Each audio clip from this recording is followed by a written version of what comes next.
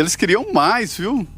Chegaram a aprovar, e nós mostramos aqui em primeira mão a decisão lá na Comissão Mista de Orçamento do Congresso, 3 bilhões e 800 milhões de reais. E aí o presidente Jair Bolsonaro entrou e disse que iria vetar. Houve a negociação e reduziu aí, o Congresso Nacional reduziu esse valor para 2 bilhões. Então, vai pingar nas contas dos partidos políticos no ano que vem 3 bilhões de reais. São 2 bilhões de reais para o fundo eleitoral e mais 1 bilhão, quase 1 bilhão, 980 milhões de reais, 1 bilhão do fundo partidário e 2 bilhões para o fundo eleitoral. Portanto, 3 bilhões para os partidos políticos torrarem durante esse ano e, evidentemente, na campanha eleitoral. Não é pouco, mas isso acabou chamando a atenção para outras vergonhas do Orçamento Geral da União, que é uma espécie de raio-x do governo como um todo, a execução do governo. Olha, Felipe Augusto, o presidente Jair Bolsonaro foi levado ao Congresso Nacional a essa situação mesmo, ele tem razão, não poderia vetar, porque há na LDO, Lei de Diretrizes Orçamentárias, a previsão do fundo eleitoral. Então, se ele vetasse, ficaria sem, porque o artigo não permitiria, não permite o veto parcial. Seria nada para as eleições, isso não é possível. Então, ele foi obrigado, sim, a sancionar e sancionou o orçamento sem vetos. Vou mostrar aqui alguns dados, Augusto, que me envergonham. Olha, o orçamento total da União, arrecadação e gastos, e tem que fechar, e foi fechado isso, é de 3 trilhões e 600 bilhões de reais.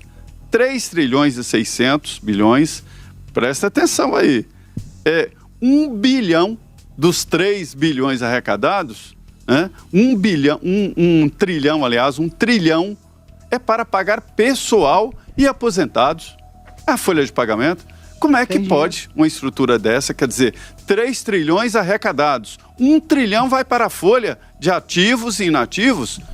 Aí já sai um orçamento capenga. Veja a situação que está o Brasil. São dados que envergonham.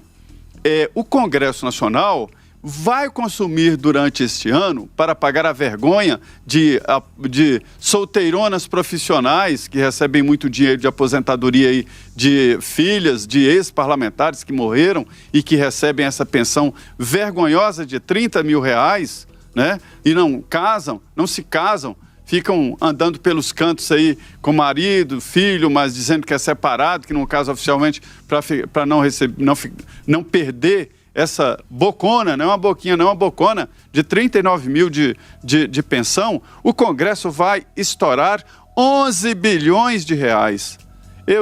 Desculpa a minha força, mas com 1 bilhão de reais se faz um orçamento de uma cidade de 400 mil habitantes.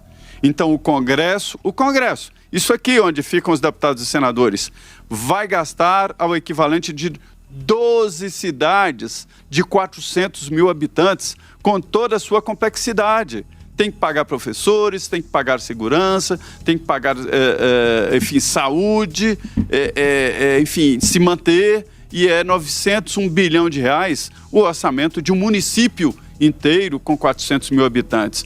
O Congresso vai consumir 11 bilhões de reais do orçamento. O Supremo, para manter os ministros ali naquela pose ali, o Supremo quase 700 milhões de reais, 677 milhões de reais. Quase 1 bilhão de reais para manter o Supremo Tribunal Federal.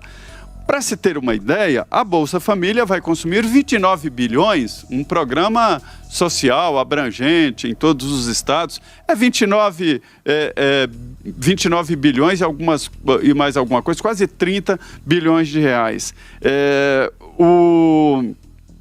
Mas, enfim, são dados que mostram realmente que é preciso fazer a reforma administrativa e é preciso mexer no Estado.